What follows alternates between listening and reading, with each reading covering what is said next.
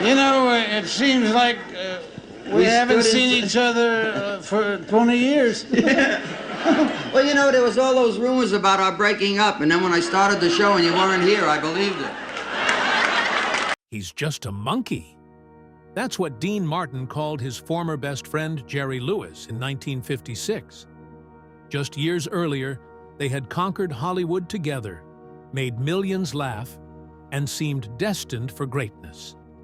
Then something went terribly wrong. Dean refused to look at Jerry. Jerry wouldn't even say Dean's name. It took a tragic death and an unexpected funeral visit to finally reveal the shocking truth they'd kept hidden for decades. Today, we're uncovering the real story behind their legendary feud. In 1944, at the Glass Hat Club in New York City, an unexpected meeting changed the future of American comedy.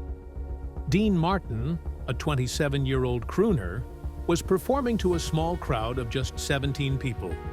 Among them was an eager 18-year-old named Jerry Lewis, who was working as a comedian, lip-syncing to popular songs with exaggerated expressions. Lewis was mesmerized by Martin's smooth style and velvet voice. After the performance, he nervously approached Martin and asked, "You workin'?" Martin, amused by the young man's boldness, replied with a smirk, "What's it to you, kid?" That simple exchange turned into a 3-hour conversation filled with laughter and donuts. They bonded over their shared love for slapstick comedy and the Marx Brothers, even brainstorming a few comedy ideas on the spot. By the time they parted ways, they had unknowingly planted the seeds for a legendary partnership. In the months that followed, Martin and Lewis secretly met at the club late at night to work on comedy routines. They stayed until the early hours, experimenting with different ideas. Martin played the smooth, straight man, while Lewis brought wild, unpredictable energy. They created routines where Lewis would disrupt Martin's singing with absurd antics, like conducting with a celery stick or pretending to trip over imaginary obstacles. Their dedication paid off. They developed over 200 bits, breaking furniture and even a chandelier along the way. They also came up with a system of hand signals to communicate during their performances without missing a beat. At the time, Lewis was working with the 500 Club in Atlantic City for $110 a week. But he was struggling to win the crowd. He knew he had to do something fast, or he'd lose his job. That's when he had an idea. What if he brought Dean Martin to the stage as his partner? The club's owner, Skinny D'Amato, was a tough guy to convince. Jerry found him in the kitchen and nervously pitched his plan. After 17 tense minutes, Skinny finally agreed, but warned them. If they failed, both of them would be fired on the spot. Jerry called Dean right away. Dean was in New York, 127 miles away, sitting in a barber's chair. Without even finishing his haircut, Dean jumped up, left with his hair half trimmed, and rushed to Atlantic City. He arrived just in time, only 23 minutes before their performance. They had no time to practice and had to wing it. At 8:15 p.m., they stepped onto the stage, facing a crowd of 217 people who seemed more interested in their drinks than the show. Jerry and Dean didn't let that stop them. They performed for 47 minutes, mixing their routines with jokes and silly off-the-cuff antics. Jerry's wild energy and Dean's cool charm quickly turned things around. The crowd, who had been ignoring them at first, couldn't stop laughing. By the end of the show, they got 7 standing ovations. Jerry's over-the-top physical comedy even broke 3 microphones. That performance didn't just save their jobs, it changed their lives. Skinny was so impressed he gave them a new contract for $750 a week, a huge jump from Jerry's solo pay. Word spread fast, and soon the 500 Club was packed every night. Hundreds of people were turned away because there wasn't enough room. Martin and Lewis had become the biggest act in Atlantic City almost overnight. Soon, they were getting offers from all over the country to perform at top nightclubs. Their first big break outside Atlantic City came on September 5, 1946, at a New York City nightclub called Havana Madrid. The place was packed with people curious to see the duo in action. Important entertainment insiders were also there, including a talent agent named Abby Greshler, who would later help make them even bigger stars. That night was a huge success. The audience couldn't get enough of their act, which had only gotten better since their debut. They had a great mix of planned routines and crazy, unpredictable moments. For example, one night, Jerry interrupted Dean's singing by popping out from under the piano in a gorilla costume, leaving the crowd in stitches. By the end of 1946, they were performing at legendary spots like the Copacabana in New York and the Chez Paris in Chicago. Each new show brought in bigger crowds, higher ticket prices, and louder applause. On February 14, 1947, they performed at Slapsy Maxie's nightclub in Hollywood. That night turned out to be life-changing. Big Hollywood producers were in the audience, including Hal Wallace, who would later give them their first big movie deal with Paramount Pictures. As their popularity grew, Martin and Lewis worked hard to develop their unique style. Dean Martin became the cool, confident crooner who stayed calm no matter how wild things got. His charm came naturally, but he also practiced a lot to get his timing and singing just right. Jerry Lewis, on the other hand, was all about chaos and comedy. He played silly, exaggerated characters like the Kid, a clumsy, childlike figure that audiences adored. Jerry was always full of energy, using wild expressions, crazy movements, and quick jokes to keep people laughing. Their chemistry really came together during a performance at the Copacabana on April 3, 1948. While Dean was singing "That's Amore," Jerry suddenly climbed onto the piano and pretended to conduct the orchestra with a stick of celery. The audience roared with laughter, and moments like this became a signature part of their act. Offstage, their friendship made their performances even better. They spent hours coming up with new ideas, with Jerry driving the creative process and Dean keeping things steady. Their fame soon went beyond nightclubs. On April 3, 1949, they appeared on The Eddie Cantor Show, a popular radio program. The audience loved them so much that NBC offered them their own show. The Martin and Lewis Show debuted later that year and quickly became a hit, drawing millions of listeners every week. The show had comedy sketches, Dean's singing, and Jerry's hilarious improvisations. One of the most popular segments was when Jerry would answer audience questions with ridiculous, made-up responses. Radio success led to television opportunities.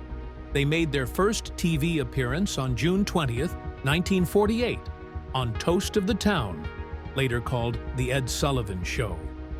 Their parody of soap operas was a huge hit, and they became regular guests on the show. But their real breakthrough on TV came with the Colgate Comedy Hour in 1950.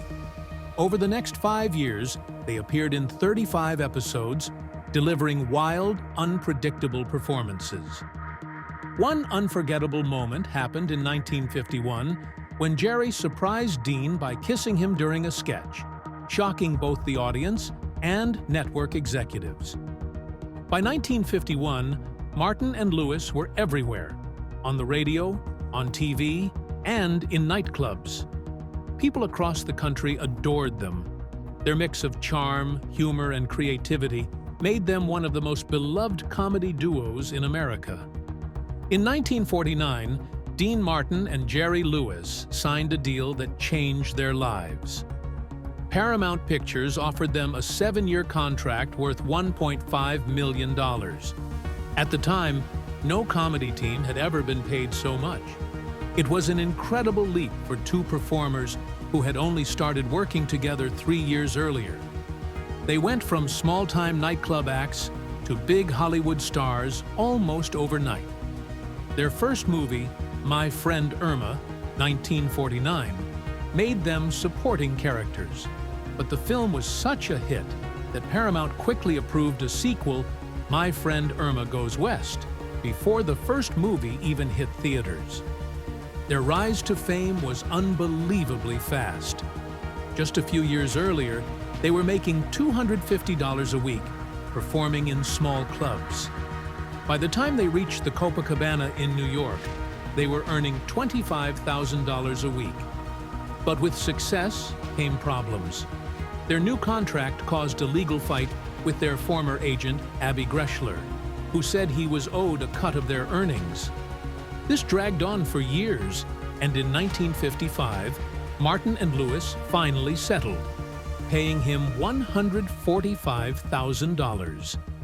By the early 1950s, Martin and Lewis were the biggest comedy duo in America. They even outshined legends like Abbott and Costello.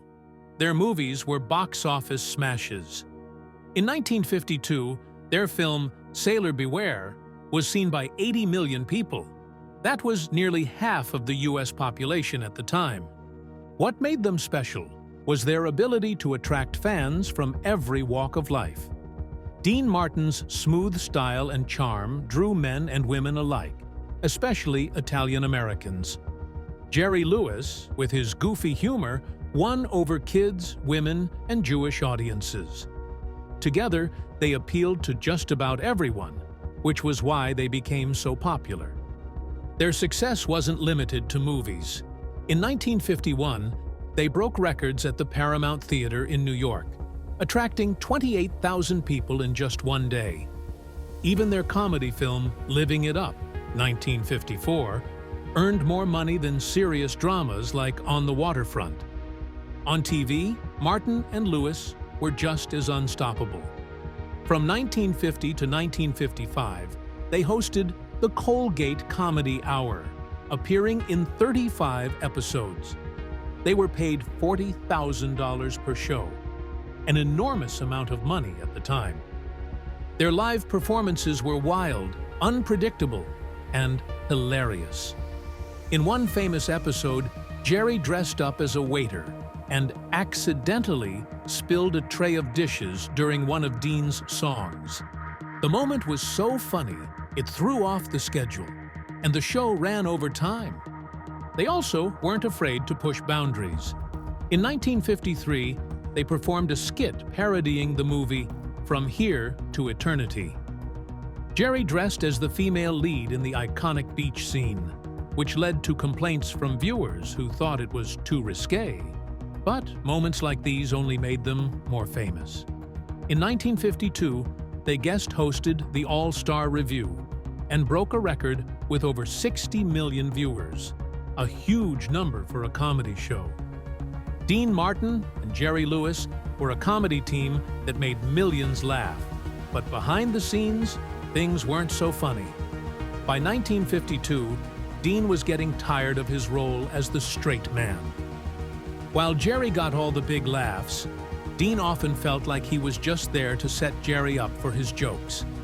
This frustration kept building until one day, during the filming of Three Ring Circus in 1954, Dean snapped.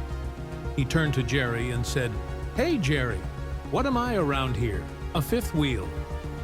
If I'm not important to the act anymore, just let me know." Dean had good reason to feel that way. In Three Ring Circus, he only got to sing 2 songs, one to a group of caged animals and the other to Jerry. Meanwhile, Jerry played the main character, as he often did, leaving Dean with smaller, less important roles. Over time, Dean began to feel like he was being treated as less of a partner and more of a sidekick. Things got even worse in 1956 when they were working on their movie, The Delicate Delinquent. Dean was supposed to play a policeman, but he refused. He told Jerry, "Start looking, boy." This was the beginning of the end. Dean had enough of playing second fiddle and wanted to focus on roles that suited him better. Another big problem between them was how different they were as people. Jerry was a workaholic who wanted everything to be perfect. He spent hours rehearsing, planning, and controlling every little detail. Dean, on the other hand, had a much more relaxed attitude. He once joked, "I've got it made. I don't have to work anymore. I've got Jerry Lewis." Jerry's non-stop energy clashed with Dean's easygoing nature. This tension showed during their time on the Colgate Comedy Hour. Jerry would push for long rehearsals, while Dean would leave early to go play golf. In one heated moment, Jerry yelled at him, "You're nothing but a goddamn no-talent bum." By the time they worked on their last movie, Hollywood or Bust, they barely spoke to each other. Dean was so fed up, he even referred to Jerry as the monkey, making it clear how little respect he had left for his partner. Jerry's growing control over their act didn't help either. In their movies, Jerry started making decisions without consulting Dean.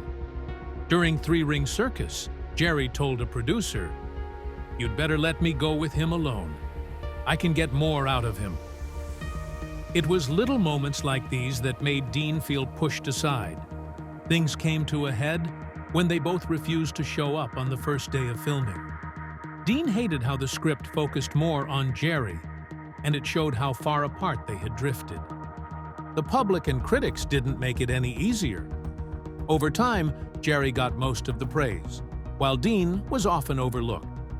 One critic even said Jerry could succeed with any straight man, which hurt Dean deeply. On the set of Three Ring Circus, a group of kids even asked Dean, "Hey, mister, where's Jerry Lewis?" Witnesses said the look on Dean's face that day was heartbreaking. Then another fall came during the promotion of Living It Up in 1954. It all began with a single photograph. On June 12th, Look magazine published a feature about the film, but the editors cropped Dean Martin out of the photo, leaving only Jerry Lewis. Maybe it wasn't intentional, but it hit Martin hard. He already felt like Lewis was getting all the attention, and this felt like proof. Things only got worse. At press events, reporters focused almost entirely on Lewis, treating Martin like he was invisible. On July 3rd, during an interview with the New York Times, a journalist spent 20 minutes talking to Lewis before even acknowledging Martin.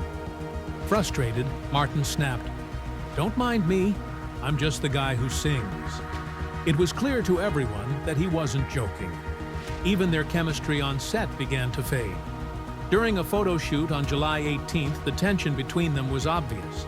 They barely spoke to each other, and Martin refused to even look at Lewis. The photos taken that day showed them smiling, but anyone who was there could tell it was all for show. Their partnership, once filled with laughter and energy, was crumbling. By early 1955, during the filming of Artists and Models, things finally exploded. On February 14th, during a tough day of shooting, Lewis insisted on multiple retakes of a scene. The crew was exhausted, and Martin was fed up. When Lewis approached Martin during a break to talk about script changes, Martin couldn't hold it in any longer. In front of the cast and crew, he let years of anger spill out. His face red with rage, he yelled, "You can talk about love all you want. To me, you're nothing but a fucking $sign." People stood in shock. Lewis, always quick with a comeback, was silent. He just stood there, looking hurt, and then cold. Without a word, he walked away, leaving everyone stunned. It was the moment everyone realized their partnership was truly broken. By the time they started filming Hollywood or Bust in 1956, their relationship was beyond saving.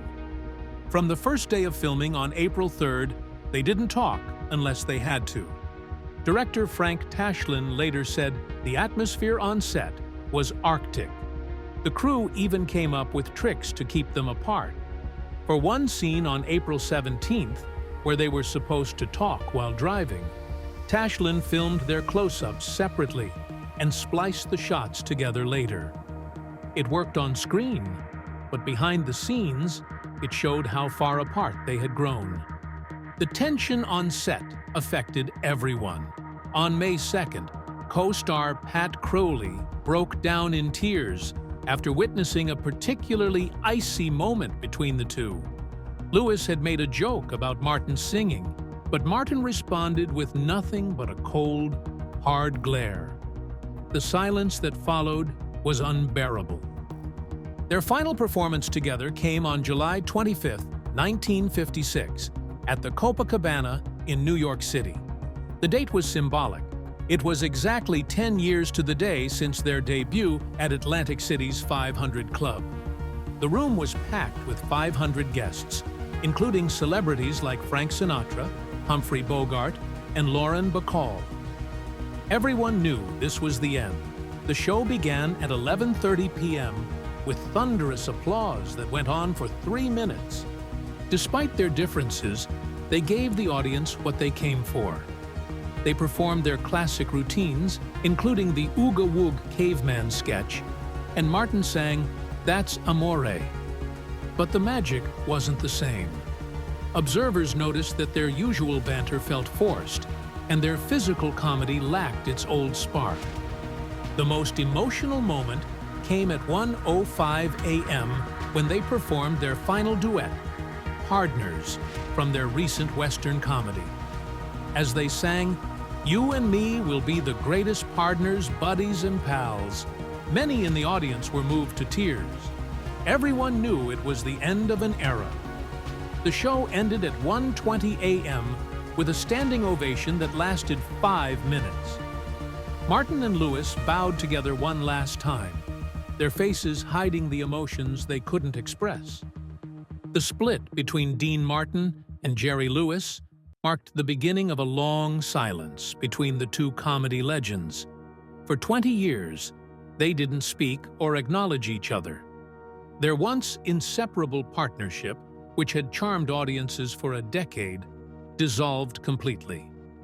While both men found individual success, their silence became one of Hollywood's most infamous feuds.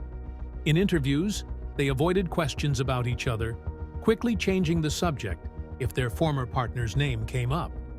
The Martin-Lewis feud became so well known that people started using phrases like, "It's not as bad as Martin and Lewis," as a comparison for other Hollywood disputes.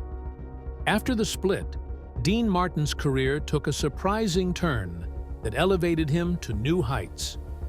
On January 16, 1958, he performed with the Rat Pack for the first time at the Sands Hotel in Las Vegas. This marked a fresh chapter in his career, transforming him from a comedic performer to a suave entertainer. The Rat Pack, made up of Frank Sinatra, Sammy Davis Jr., Peter Lawford, Joey Bishop, and now Martin, became icons of cool and sophistication. Their Vegas shows were legendary, filled with humor, music, and surprise moments. Martin's relaxed demeanor and smooth voice fit perfectly with the group's style. Martin's singing career flourished during this time. He signed with Capitol Records and released several hit albums. His song, "Everybody Loves Somebody," released on June 20, 1964, became a massive hit, even knocking the Beatles off the top of the charts.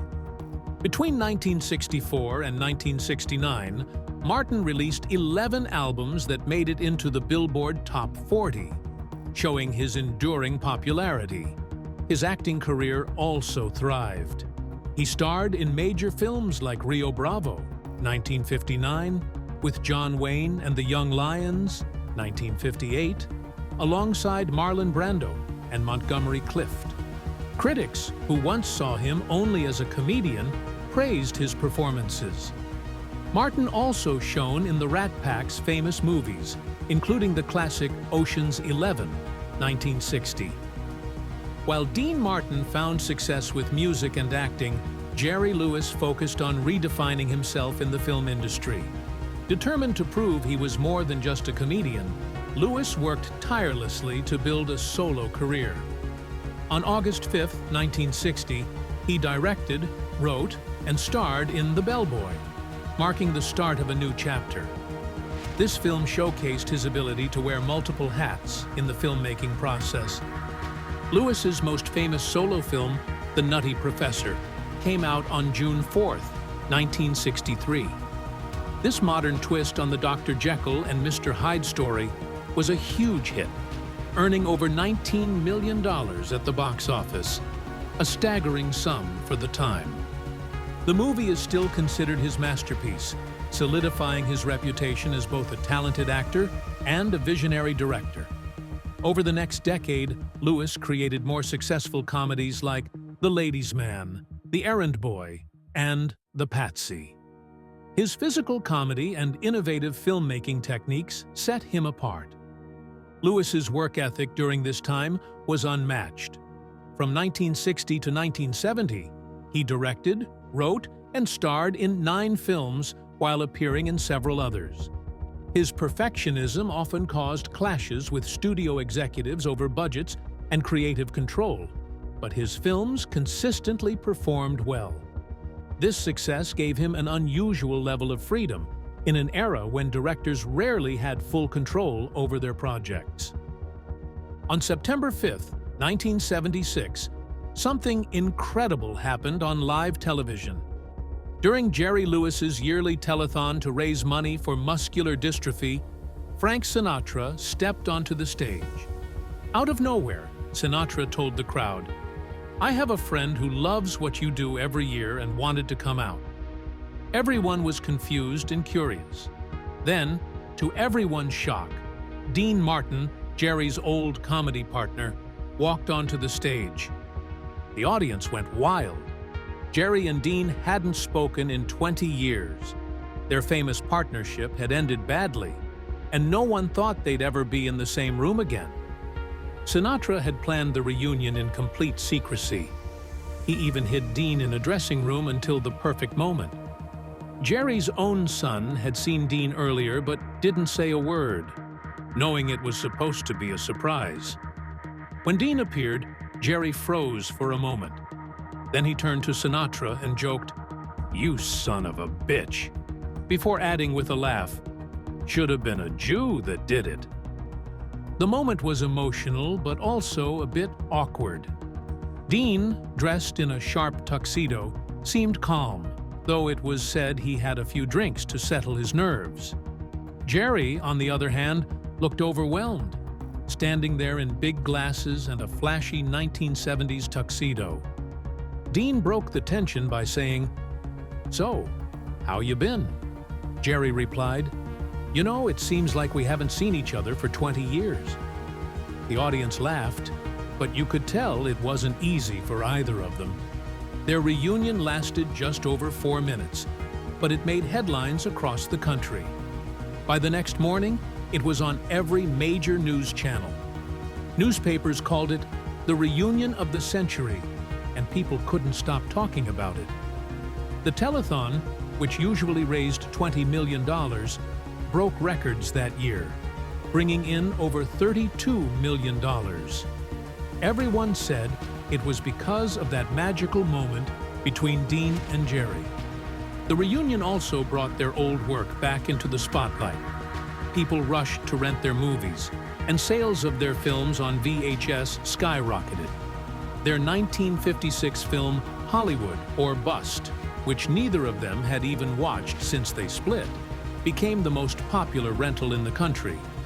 But that excitement was short-lived, because things were still not good yet. Dean stayed quiet about the whole thing and only told reporters it was nice. Deep down, their friendship was still complicated, and the wounds from their breakup hadn't fully healed. In March 1987, Dean Martin's world fell apart. His son, Dean Paul Martin Jr., died in a tragic plane crash while flying an F-4 Phantom jet during a training mission. He was just 35 years old. The loss shattered Dean, leaving him heartbroken. But something unexpected happened during this dark time. Jerry Lewis, Dean's old comedy partner, stepped back into his life after years of silence. On the day of Dean Paul's funeral, Jerry quietly entered the Church of the Good Shepherd in Beverly Hills. He hadn't spoken to Dean in over a decade, but that didn't matter now. Wearing dark sunglasses and keeping a low profile, Jerry sat in the back, unnoticed by most. When Dean found out that Jerry had attended the funeral, he was deeply touched. The years of hurt between them suddenly seemed unimportant. Dean picked up the phone and called Jerry. That phone call lasted over an hour. They talked about the past, shared their feelings, and began to heal the wounds that had kept them apart. It wasn't easy, but it was the start of something new. Slowly, the two men rebuilt their friendship. 2 years later, in June 1989, Dean Martin was performing at Bally's Hotel in Las Vegas to celebrate his 72nd birthday. The audience was enjoying the show when, out of nowhere, Jerry Lewis appeared on stage with a birthday cake. The crowd went wild. It was a moment no one had expected. The legendary duo together again after all those years. Jerry handed Dean the cake, and they hugged. The love between them was clear, and the audience couldn't help but feel the emotion. Jerry looked at Dean and joked, "Here's to 72 years of joy you've given the world." Then, with a mix of humor and regret, he added, "Why we broke up? I'll never know." Dean smiled and replied, "I love you, and I mean it," loud enough for everyone to hear. It was simple, honest, and heartfelt. That night was a celebration not just of Dean's birthday, but of their renewed friendship. When Martin died on Christmas Day in 1995, it was the end of an era. He passed away at 78 from respiratory failure after battling lung cancer and emphysema. His longtime friend Frank Sinatra summed it up best, saying, "Dean was my brother, not through blood, but through choice." Martin's funeral was private, but the love and grief from fans showed just how much he had meant to the world. Jerry Lewis poured his heart into his 2005 memoir, Dean and Me, a love story. Nearly 50 years after he and Dean Martin went their separate ways, and 10 years after Martin's death, Lewis shared the highs and lows of their partnership. He reflected on how they started, their incredible rise to fame, and the painful split that haunted him for years. Lewis's book is deeply personal, especially when he talks about the breakup. He admitted it was a terrible mistake, calling it stupid and ignorant. For 20 years, they didn't speak, and it hurt Lewis deeply. He wrote about how much he regretted losing Martin and described their reunion in 1976, arranged by Frank Sinatra, as an emotional and healing moment. Through it all, Lewis never stopped admiring Martin. He called him one of the great comic geniuses of all time, and made it clear how much their bond meant to him, even after everything fell apart. The title of his book, A Love Story, wasn't just for show. It reflected how much he cared for Martin, even years after their partnership ended. Jerry Lewis lived for another 22 years, staying active in show business even as he faced health problems. He kept performing stand-up comedy into his 80s and even took on a final film role in 2016. He passed away on August 20th, 2017, at the age of 91, surrounded by family in his Las Vegas home. His funeral was a heartfelt tribute, with his casket carried to his famous song, "Rock-a-Bye Your Baby" with a Dixie melody. Friends, family, and fans came together to celebrate a man who dedicated his life to making people laugh and helping those in need.